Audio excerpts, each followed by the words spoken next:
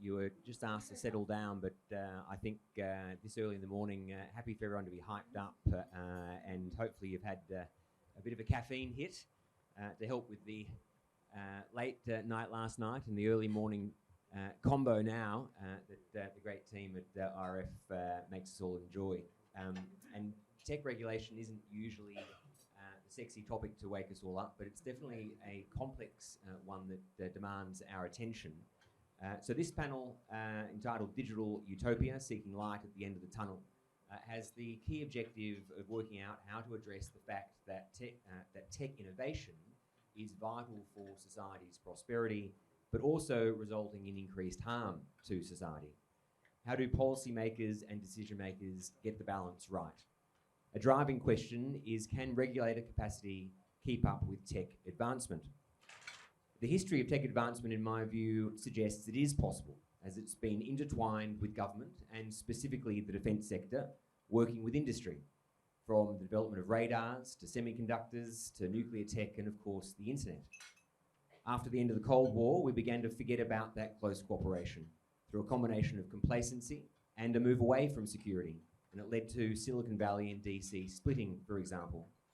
The private sector has driven digital innovation, and most governments have taken a laissez-faire approach to regulation to promote economic development. Social media is a good example, with the US government letting it be self-regulated because it allows information to flow more freely between communities, but at the same time facilitates online harms such as fraud and information manipulation. Meanwhile, authoritarian regimes have harnessed the collective power of government and industry by going the other way and fusing civil and military industries. We don't have to copy those regimes, but we need to return to what we do best, which is government and industry working together. This is the best way to both harness the opportunities of technology and to counter the threats. But it's easier said than done. How can we work together to innovate not just quickly, but securely? Which brings us to our panel. Louise Marie Harrell is Research Fellow, Cyber Program at RUSI in the UK. Manuel Menez is Provost at IE University, Spain. Memdu Karakulucu, Founding Board Member and Founding President, Global Relations Forum, Turkey. Pavlina Pavlova, Public Policy Advisor, Cyber Peace Institute, Austria. And Petra Gode, Global Practice Leader, Core Enterprise and Cloud, Kyndryl in the US. I might ask each of the panelists to keep the same question in their minds as we take a walk through tech regulation. Is it actually possible for regulators or government to keep up with tech advancement? I might start with you, Louise, to help us set the scene, how we've actually got into the mess that we're in today, where we have the most advanced technology ever, but so few rules to control its use. And do you think there is any consensus on the trade-off question between public good and public harm? Thank you so much, Justin. It's an incredible pleasure to be here with you all. And just to see the room full at this time, this early morning, so it just shows the relevance of the discussions that we're having here today. I think to unpack a bit, the question of the mess and this trade-off, right? I think there are four narratives at least that I think we have normalized in terms of the way we think about innovation, and there are very practical consequences that I think we're seeing right now from normalizing these, let's say, four narratives or assumptions about how we see innovation. And I think the first one is your usual spiel, right? I mean, innovate and then kind of regulate, which I think you already alluded to. And I think it still holds true. It's not that these are, things that need to be completely contested, but I think even when we see, more liberal approaches when it comes to market, we see that when we look at AI, the way in which generative AI more specifically has become the latest buzzword. I remember just a couple of years ago, blockchain was that. But with generative AI, thinking about how content creators, for example, small creators, artists, sometimes are now facing very real kind of consequences of not regulating because they, AI, generative AI is using their, art and repurposing their art, right? Is that okay? Is that something that we're actually okay with? And on the other hand, they even using kind of tools to insert, code or, inject certain kinds of things to actually make that the generative AI cannot use their own artwork. So they're having to defend themselves, and universities even are doing research to help them to protect their intellectual property, right? So I think, innovate then regulate. This is just one example. I mean, misinformation is another one, but I think the second narrative that we're looking at is really that technology is agnostic. So in the sense that technology itself is not inherently negative, that it doesn't produce harm in itself. But I think we need to reflect a bit. Is developing, for example, no-click, intrusive, malicious software actually something that is in itself something that we're comfortable with? Of course, this is used, and my background is on cybersecurity. This is used to test the resilience of different systems. So there's whole pen testing services and all of that are used. But is that actually okay when we start talking about spyware, talking about intrusive tools that have been used to target specific human rights groups and other, let's say, minorities in different countries, right? Are we okay with the fact that some of these technologies have disproportionate effects with some communities? And I think the government answer there has been greater attention towards these implementations. So the US, together with different countries, have come on the Summit for Democracy just last year and issued a joint statement around not using spyware. The US itself has kind of signaled publicly that it really bans spyware. So there were visa bans just 2 weeks ago coming out of the US because of some of the uses around these kinds of technologies. The UK, France, and other governments came together also 2 weeks ago just to discuss, which was called the Pall Mall process, how can we regulate these sectors? Can we speak to defense contractors? Can we bring the big tech companies? Can we speak to even other bespoke, smaller companies that have been developing these kinds of tools or have been kind of acquiring tools that are not just most intrusive, but that are, used for investigations and forensics in the digital level, and kind of discuss, what is applicable, what is actually proportionate, and how can we think about accountability in those contexts, right? The third narrative, though, is that we've kind of agreed as a society to many degrees that living under algorithmic governance is kind of okay. You open up your iPhone or whichever other device that you have, and it's actually okay that you're using lots of different services that really are underpinned by several types of algorithms. And of course, regulation has tried to help with that. So the GDPR has kind of a provision on the right to explanation, right? And it's not just the GDPR. Many countries that have kind of also passed their data protection laws, Brazil, for example, also has that codified right to explainability. Whether this is implementable and how can we operationalize this explainability as we go forward with generative AI, I think that's a whole different question that we need to consider. But there's definitely government push towards that, right?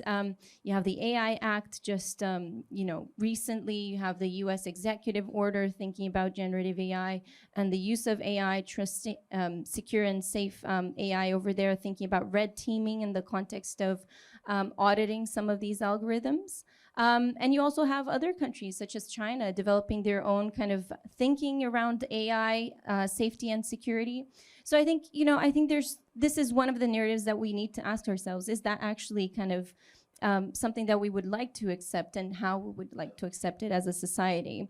And finally, the fourth, and I know that I don't want to take a lot of time, but we've also accepted a lot that it's okay to just remediate and respond to cybersecurity incidents rather than really focusing on prevention. I think the narrative on the government side, at least, has shifted a bit. So you see that, for example, the US, Canada, UK, and others have come together to have a joint statement around safe and secure software. So looking at secure by design and secure by default. Again, this is one example of many, many different kind of regulatory approaches that have been evolving. You can think about the EU's latest NIS directive, right? Having more requirements in terms of the baseline security for organizations. But again, at the same time, you know, are we regulating effectively when we think about prevention? Or are we just putting more breach notification requirements, being more stringent in terms of the amount of times in which, you know, the private sector needs to respond or to report on some of these incidents? Is that, you know, something that's, realistic in terms of timelines? And I think we need to consider that. So I'll stop in many ways over here, because I think when we talk about where the mess that we're in right now, I think it's because we accepted a lot of these narratives. And what we see is a pushback from a regulatory side, from the private sector side, even kind of trying to come together and think, what are the principles that should guide our engagement in this sector? And of course, we've seen last week or just a couple of days ago, you know, big tech companies coming together at the Munich Security Conference to say that using AI in the context of elections and the risks around misinformation is something that they need, you know, that we all should be concerned, but that the private sector has been a little bit more vocal in trying to also propose their own principles around that. So where do we meet halfway? I think that's the big question, given those assumptions. Super. A really good way to kick off and set a great scene. You have great expertise in areas like tech diplomacy. Louise has set out that governments are beginning to move, and we see in all documents now from governments phrases like security by design or default, as Louise says. But historically, it was what Louise started with, that governments look to innovate and then regulate. So do you think that, notwithstanding a few of the moves we've seen recently, that the lawmakers have waited so long and failed to regulate that to a great extent it's now just too late? So thank you, Justin. It's wonderful to see everybody. I tell you, if you convene a meeting at 7:30 a.m. in Madrid, nobody's going to show up. So it's wonderful to see you. I see some of my colleagues, I didn't even know they could wake up that early. So it's hadn't seen them at before 9. Anyway, so it's terrific to be here. I want to add just a perspective on the governance and on the foreign policy dimension, because I've worked, I'm an international relations scholar, and I worked in the Spanish government as a policymaker on this. And it's very interesting, because for some time we've understood tech as sort of a tangential set of forces that affect societies and diplomatic affairs. I think it's very fast becoming a full domain for foreign policy, just like climate has over the years become now a full domain. And being a domain entails having a governance architecture around the implications of tech. It implies developing a body of people that know about this, that work on this on a daily basis in foreign ministries. But this has been tough, and it's only now beginning to happen. And we did this in Spain through a strategy on, it was called the National Strategy on Technology and Global Order, and we worked on trying to build this. And the first challenge that you face is that the topic is so huge. It's sort of like technology and international affairs, technology and governance. Nobody really knows where it begins or where it ends. So the first task that we had to address was setting the perimeter for this. And we did this around a framework we call the 3 Ps framework. The first was power. So it was the geopolitics of technology, how technology affects the distribution of power, the exercise of power. So that's about cyber, it's about outer space, it's about neo-offensive and defensive capabilities, and our foreign policy should be about that. We should understand the implications of these technologies. We should come up with new governance mechanisms. I'll give you a very specific example. We pushed and we argued that we need, for example, a general ban on the use of fully automated weapons and AI-enhanced weapons. So that might be something that we want to consider at the international level. The second P was prosperity. So how does technology change the distribution of wealth, how talent behaves, where it moves, where it settles, how it changes the fiscal traction of states, which it does in a large extent. It actually limits Digitalization limits the capacity of states to tax certain types of activities. It changes market dynamics. So again, our diplomats and our foreign policy should be aware of the effects that technology has in that space. And then the third P was about principles or political systems, and that's about how technology intersects or interacts with basic rights and forms of government. And that's about surveillance, it's about repression, it's about the effects of tech on minorities, it's about the export of some of these technologies globally. And our diplomats should not be blind to these things. You know, these are relevant matters. Now, I'll finish just on a quick note, which is on top of defining the field and of all of the countries that are represented in this room and in other places, how do they think about their interests and values and how they intersect with these spaces? It was also about, and this I think will become very central, how do we actually build the capacity in ministries or chancelleries to manage this? And you know, we came up with a structure, creating a directorate general in the ministry, creating antennas or offices abroad, because a lot of this has to be done through the embassies abroad in dialogue with partners and with multilateral institutions. We also came up with this idea, I don't know if you guys have heard of this, it's a fascinating institution in Geneva called GESDA, the Geneva Science Diplomacy Accelerator. If you're interested, check it out. It's a public-private institution that the Swiss have created, where industry is represented, the tech industry basically, and the government of Switzerland. And it's a constant form of dialogue on tech governance issues, and it feeds into the strategy of the ministry, the Foreign Affairs Ministry of Switzerland. And then lastly, and I'll finish on this, you have to build the human capital to address this, because very few people with a policy background are actually fully tech literate. So they don't fully understand. I mean, we don't need AI or robotics experts that are super advanced in these things in foreign ministry, but we do need folks that understand the implications of these technologies for our national security and our national interests. So how do you build the human capital to do that? And there are a number of paths here, which is you take technical profiles and you give them a varnish of policy crafting and diplomacy, or you take policy profiles and then you provide them with the tech literacy and the tech governance piece. And we were going to reform the diplomatic academy in Spain and others. In fact, we've now that I'm back in academia, we've launched a master's in technology and global affairs. So we're going to need profiles like this to feed into our public sector, not just foreign ministries, but maybe particularly foreign ministries. And I think this is going to be, if I'll make a prediction, which is terrible because then you get them wrong and people, but there is impunity to an academic career. So I'm never held to account for these predictions. But my prediction is that what we're all going to see in the next, say, 10 years is public sector and administrations developing all of this muscle, this capacity, this planning. So you're going to begin to see tech diplomacy strategies, directorate generals, maybe ambassadors at large on tech. So you're going to begin to see this, and that is a consequence of the importance of these issues for our national interests and values. Fabulous, Manuel, and I think, don't worry, the beauty about technology these days is that you can actually just deny you ever said it. So I think you're okay there. But you raised some really interesting points. I think it's vital that we understand cyber or tech as a domain which demands that we have a governance framework around it, that at least, even if it doesn't stop frameworks on land, sea, air, don't stop malicious behaviour, they set some guidelines for everyone to be able to see what is acceptable and unacceptable. You also talk about foreign policy departments and the importance of their role in government. I agree with you. You don't need your foreign policy officers to be coders or understand the ones and zeros, but they need to understand the implications. So it's a very good point. And you also raised values within the technology. And I think that's a really important area. So I might throw to Memdu on that. Do you think, Memdu, that we are missing values or principles in our technology development? And how do we allocate responsibility between companies and governments for instilling values in new tech? Thank you. Does it work if I put it here, or do I have to hold it? I do need to hold it. Okay, good.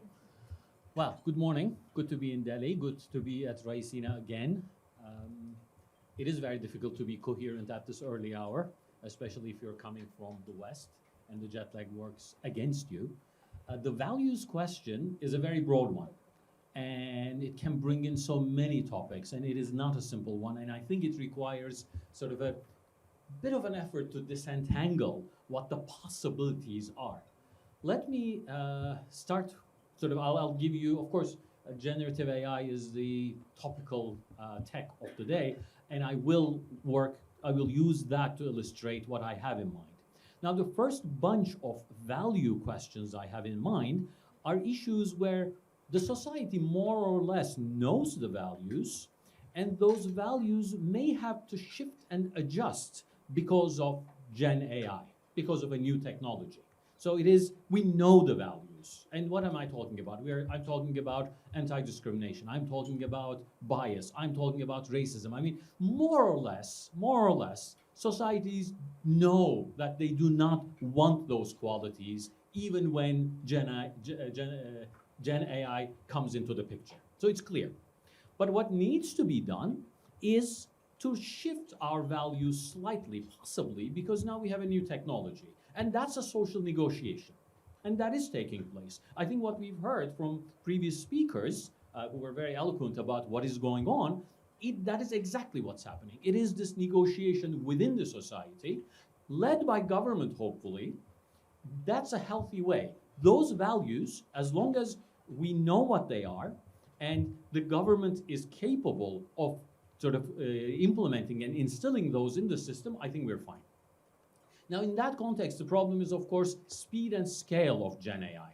That's the challenge we have. How do we adjust our systems, our rulemaking, so that we can deal with the speed and scale of this new technology? That's an institutional problem. I won't get into the details of that. Now, let me push forward. The second one I have in mind is we know the values, we can negotiate, but there are blockages in the system. Why would there be blockages in the system? And the obvious one is, of course, big tech is too powerful. They are entrenched. They do not allow change. They do not want change. They want to mislead. They want to lead the system in a direction where they will benefit at the expense of the society's values. It is a possibility. Those problems, that set of problems, is something totally different. And why would that happen? We could have the government too aligned with big business because of the national champion arguments that you need to have the big tech, the LLM of your country in the world, so you want to work with them. I mean, that's an argument one can see. So if you don't have a countervailing force against big tech, then this negotiation of values with new technology becomes difficult. That's a problem. There we need to think about the countervailing forces within the society. So who will assume that role of resisting the big tech's motives? That's the second one. The third one is where we actually aren't sure about the values. And the issue I have in mind is the potential job losses going forward. I mean, we know that Gen AI will interfere in jobs markets. IMF says it, McKinsey says it. And the numbers are significant. It's coming. It is coming. What we don't know is which sectors, which professions, in what ways. So it is a veil of ignorance, the Rawlsian veil of ignorance. We have some time, but it is coming in our direction. How do we deal with it? There'll be losers, there'll be winners from this shift. Now, the values, we may say, everybody on his own. That's the libertarian approach. That might be our social value. Or we may say we want to slow down, what the Acemoğlu, Johnson, they're trying to say. Or we can say, let's have social insurance. So if certain jobs will disappear, other jobs will appear, the winners should compensate the losers. And since we don't know which is which, this is the right time to do it. This is a value choice. We have not made that choice yet. This is a different set of questions. Let's move forward. One other set is we don't know the values, and we don't even have a grasp of the problem, how it will unfold. What do I have in mind? I have the trust issue in mind. We are allowing, as Jeff Hinton says, it seems like we're allowing a different kind of intelligence, not really a replica of ours, but something different that looks like intelligence into our system. In our societies, we have our norms of trust. That's how we manage the society. Now we allow another type of intelligence, and we don't have a good feel for it. Because up till now, machines for us were calculators, the Excel spreadsheets, they were supposed to be reliable. They were supposed to be trustworthy. I mean, they could malfunction, but you didn't think they would manipulate you. This is new.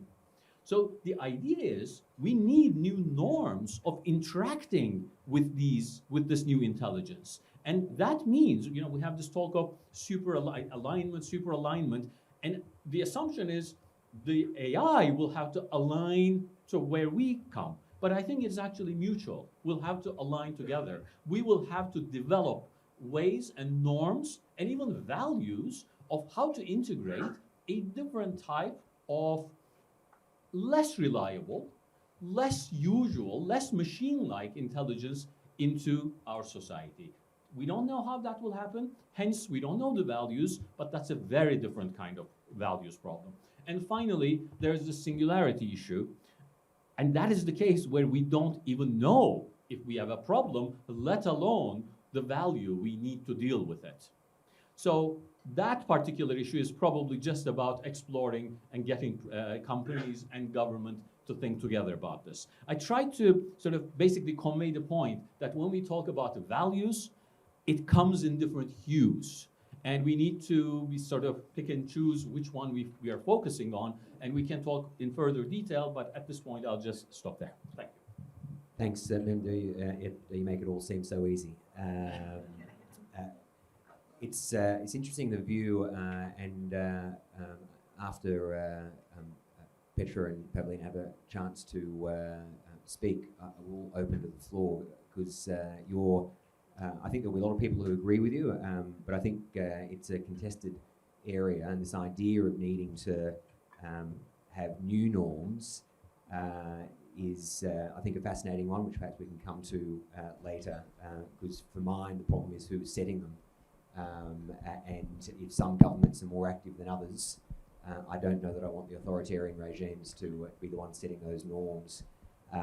It's interesting you talk about the social negotiation. I think it's a very interesting point. It does require governments to lead. Petra, I might turn to you, flowing from that. Many people in the room know Palantir Technologies CEO Alex Karp. In his upcoming book, The Technological Republic, he criticises Silicon Valley and urges tech executives to assist the US government. He even goes as far as to say that there should be a law that all technologies produced in the US will be available to the US government. So, flowing from Memdu's remarks, Petra, do you think that this type of law is required, where everything that is produced should be available to the government? It's a pretty broad question, but I'll try to address it. And I'm here to, I guess, address and speak the voice of the industry in the room. So if you don't know what Kyndryl is, we are a spin-off of IBM. We're a $16 billion book of business and company with 90,000 people, and 30,000 of those sits here in India. So we have a really big interest in a global economy, in the global work around technology, and I spend my days with customers and government in working on those topics. And so to the question, do I believe that everything should be made available to everyone? I think that's one of the utopias that I don't think we'll get to. But I do think we need to have a complete difference in openness.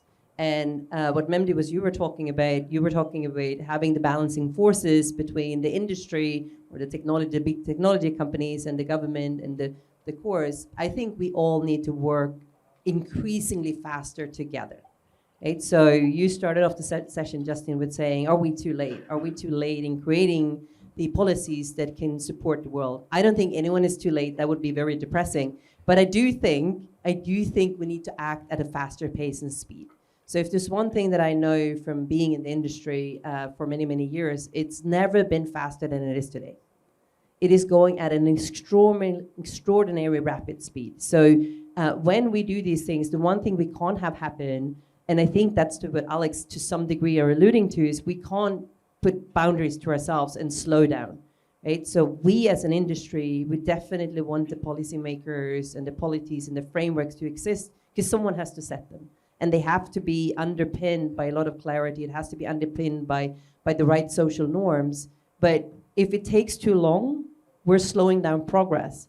And I don't think that can happen. The other important point is the openness between countries, and where my urge is as a industry representative is how can we think global as we think about these things? Because some here has quoted cybersecurity. Right? The bad actors are global. The bad actors are not a country. And the bad actors out there are leveraging the fact that we are doing compartmentalized solutions or policies. And so then that means that the technology firms or companies then need to make specialized solutions which might not be pixel perfection for saving themselves against the bad actors. So when I kind of pin it down, for me, it's all about how do we create an openness and dialogue?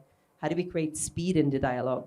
How do we ensure between the industry and the policymakers and the government that we really open up to the general public?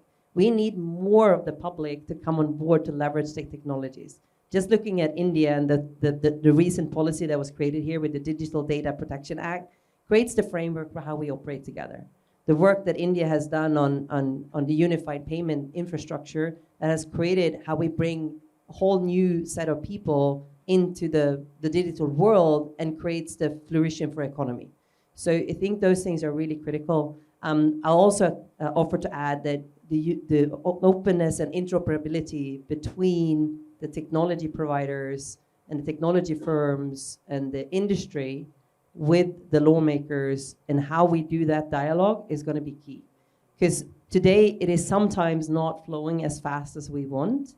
And to give a concrete example, so I'm Swedish, and back in the days when the buzzword was not Gen AI, but the buzzword was cloud, so we were constantly, as working with the banks and financial institutions that's governed by financial institutions of the various policies in the various countries, the financial institutions were holding back and have a lot of discussions on should we even open up that banks can run on cloud.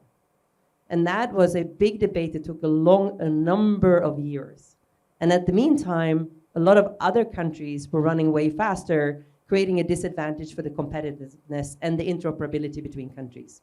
And we risk having the same thing happen on Gen AI or on the policies of AI.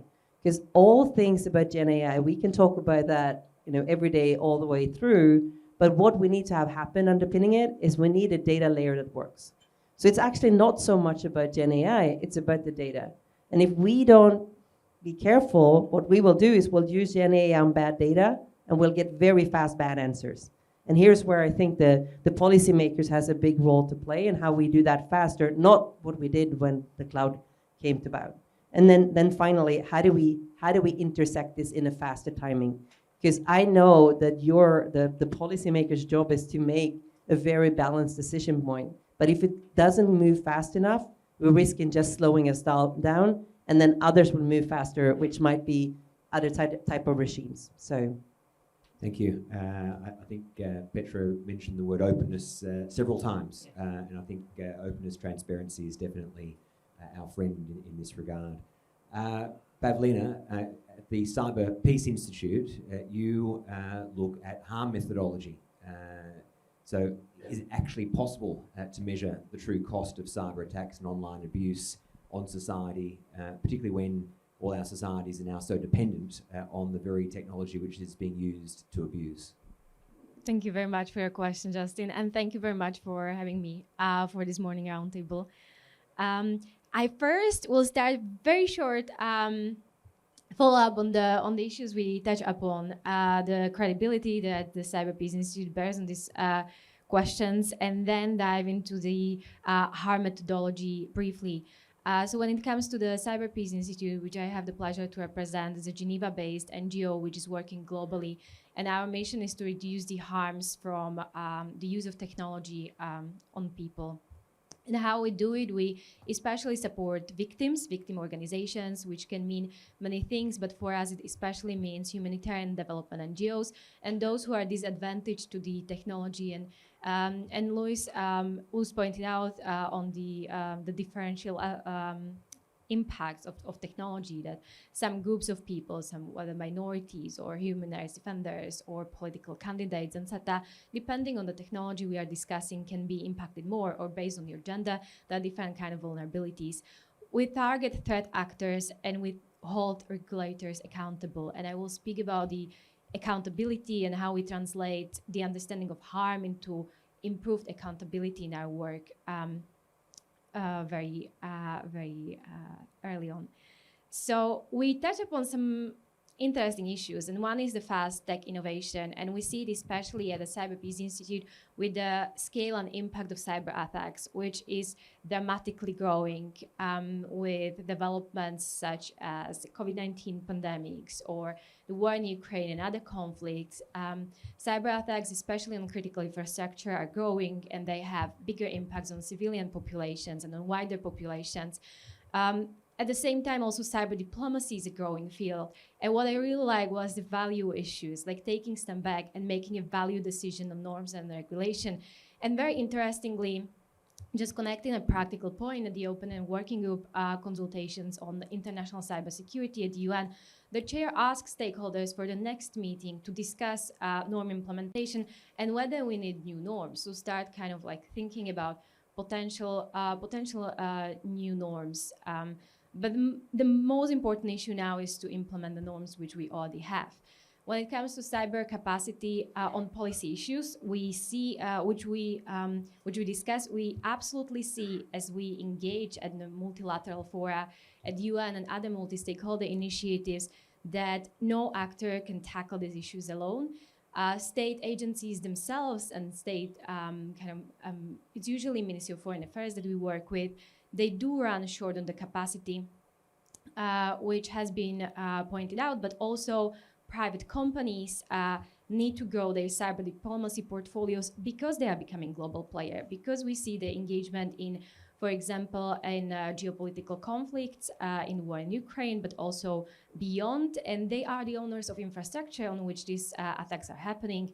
And attacks which are close to all of us, especially in this important election year, because these attacks are conducted through the infrastructure, which is part of the private sector.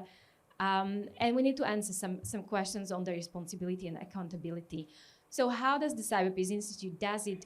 For example, we start from the analysis of cyber attacks and the impact.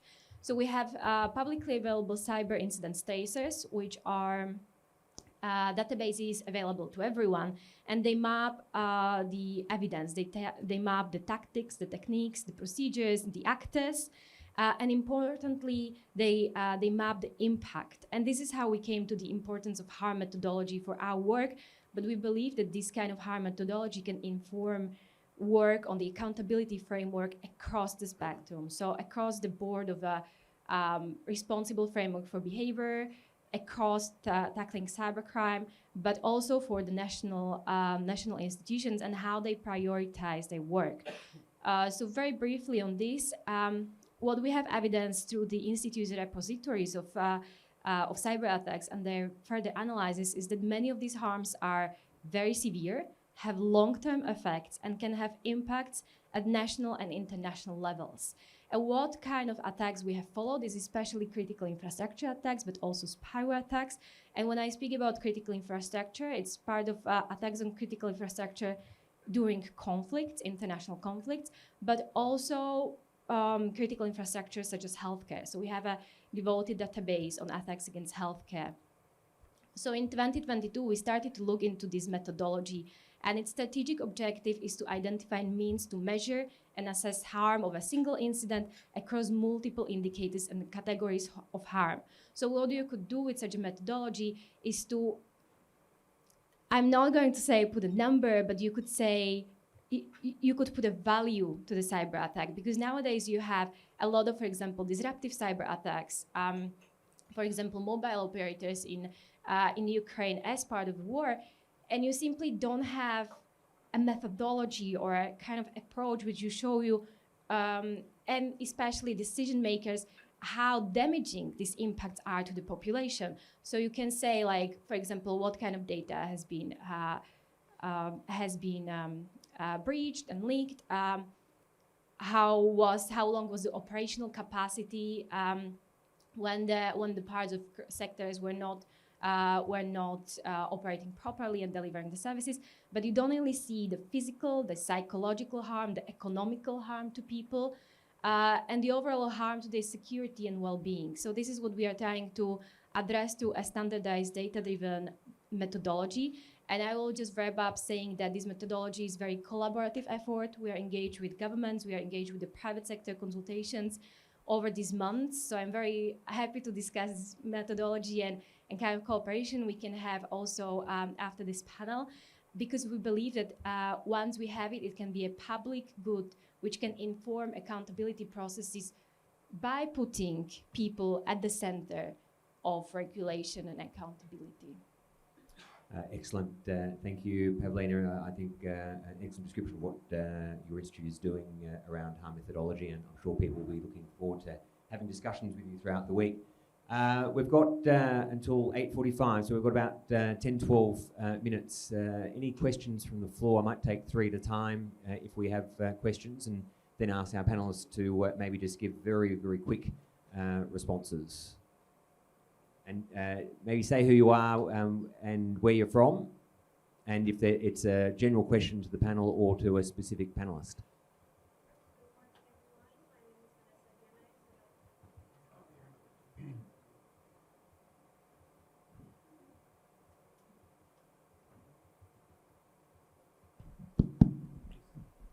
Okay, I believe now it's on. Good morning, everyone. My name is Vanessa Hiernais, and I'm a social psychologist and an inequality researcher from King's College London. My question would be to the entire panel. We've talked about winners and losers of this technical revolution, and I'm wondering how we're thinking to bridge the gap both within countries and between countries when it comes to access. We can think about people not even owning mobile phones in remote areas, not having access to internet, or even just in schooling and education, other sectors that are transforming as part of this that lack accessibility and also the infrastructure to be able to jump on board with this. So what are we thinking in terms of policy solutions, or how the private sector could get involved as well to bridge this? Thank you.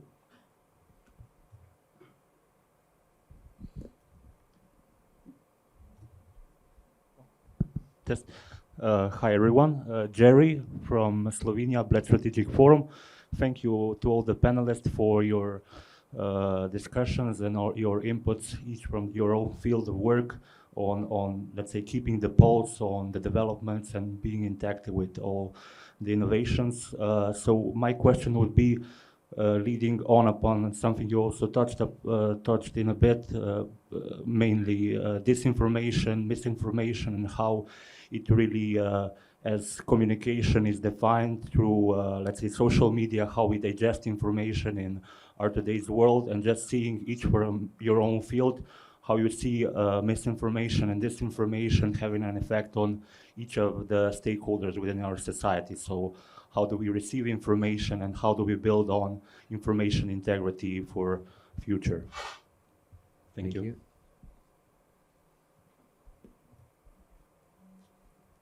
One more, and then we'll go to the panel. Hey, Justin, great panel.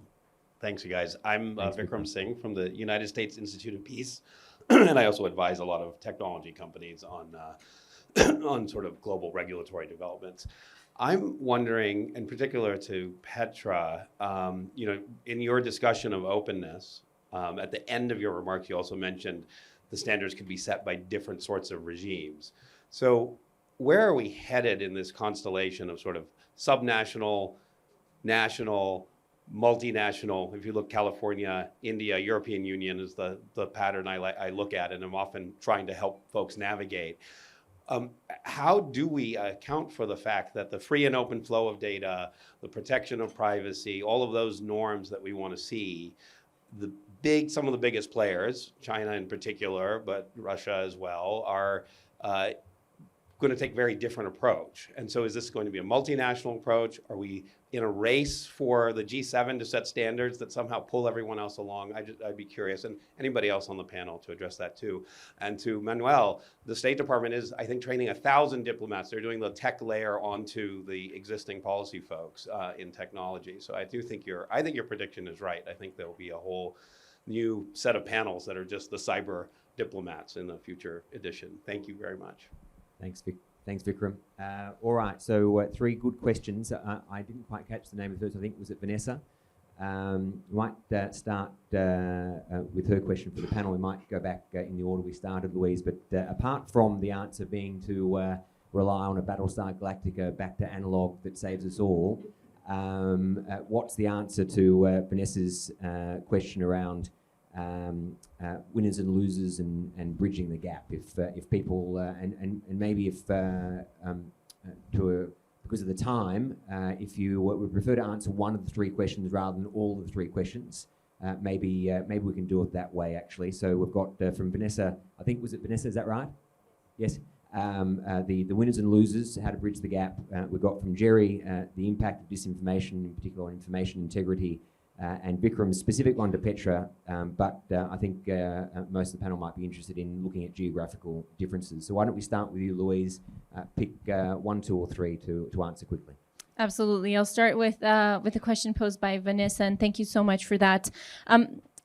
You know, the digital dividends, right? I mean, of all of the we're talking about. I would say that to understand the winners and losers, I think we need to reflect first on the context. So I think we need to understand the problems that we discussed here today locally. And that is something that we are trying to do over at RUSI. So RUSI is a security and defense think tank in London.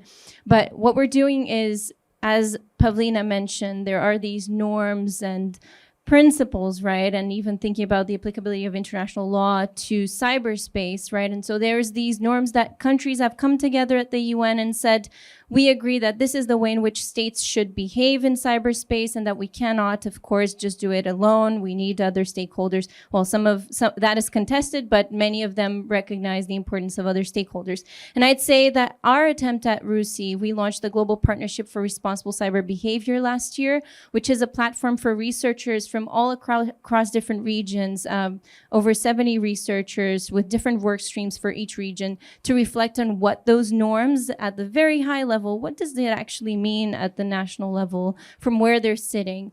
So one of the very interesting discussions, and I think that goes back to not just the winners and losers, but also like in terms of harms mapping. When we think about, for example, Fiji, right, or Vanuatu.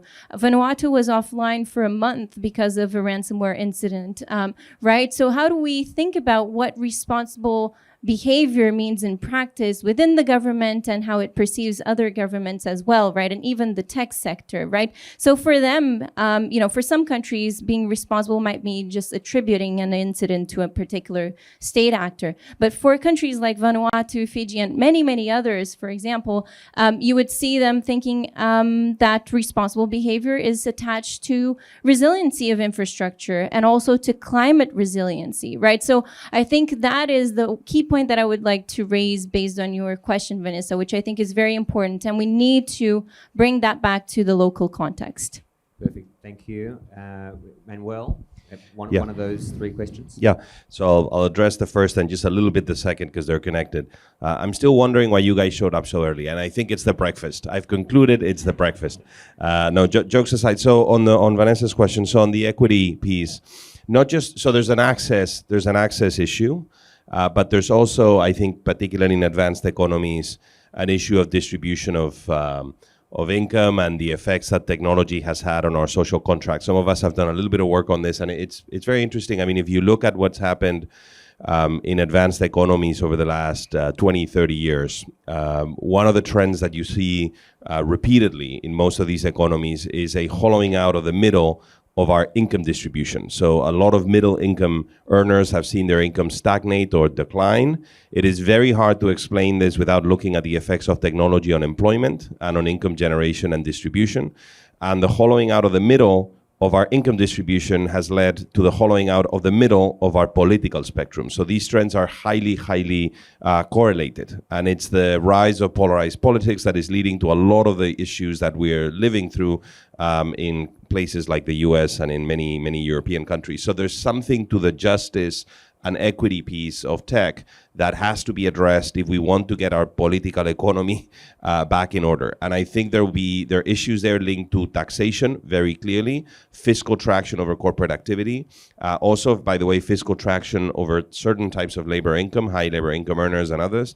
I think there are issues linked to competition. So there is a monopolistic or oligopolistic force in digital and technological markets that we need to undo. I'll make another prediction. If in 10, 20 years, Amazon, Microsoft are still of the scale and the size that we see today and they haven't been broken up, I would argue our antitrust policies are not working because they're clearly now operating, and there are many, many signs that they're operating in oligopolistic fashion. If you look at their M&A numbers, you look at their market capacity to control certain markets, you look at productivity diffusion in the economy. I mean, there are a ton of signs that there's an issue there. Manuel, I might I've been given a 3-minute warning, and it's a good, I think, point to end on.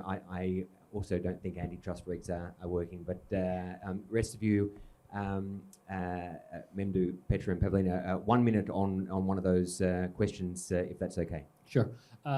Basically, about the first one, I'm counting on the productivity gains in services that we've all been waiting for thanks to Gen AI. So education and health and all those sectors that have been lagging in productivity will probably come to the fore. That should mobilize market forces, that should mobilize investment. So I'm hopeful that access will come with new technology. It's sort of fingers crossed. And one just small point about international governance, I think except for the obvious issues like biosecurity, nuclear security, I do not expect global cooperation on Gen AI, mainly because it's an existential competition among the big powers around the world. So it's highly unlikely that we'll get fundamental cooperation. I'm sure we'll get bits and pieces, but I don't expect something fundamental anytime soon. Thanks, Memdu. Petra. Right, and I'll try to be brief. First, Vanessa, to your point, all of us has to move faster. There's only one loser, and it's all of us if we can't get the total general public on board and into the digital economy.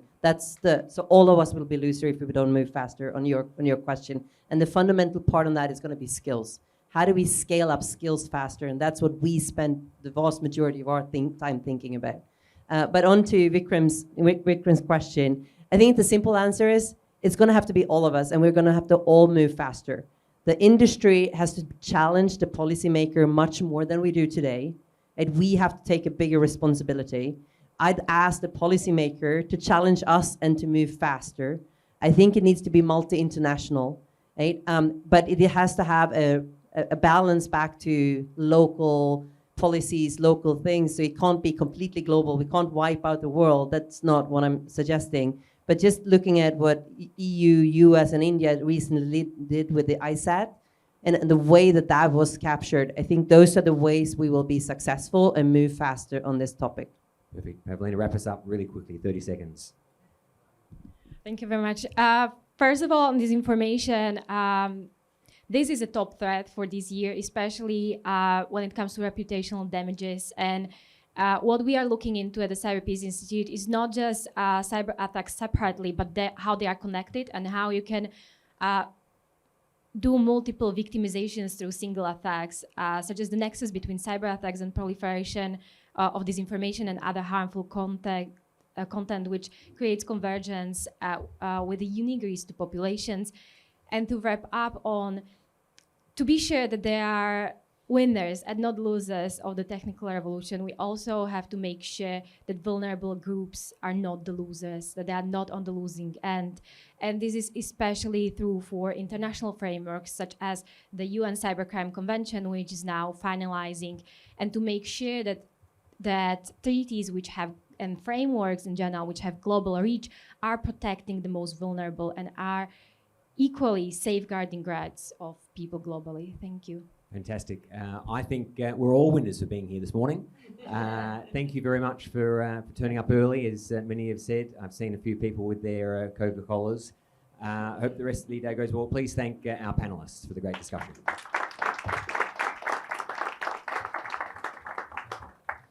Thank you so much to our speakers.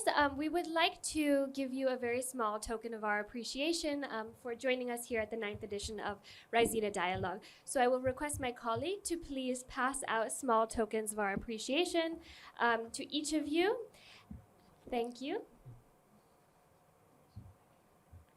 These are small coins that we give out to our speakers each year that are a small memento for each edition of the dialogue. Thank you. Everyone, please join me in giving our speakers one last round of applause.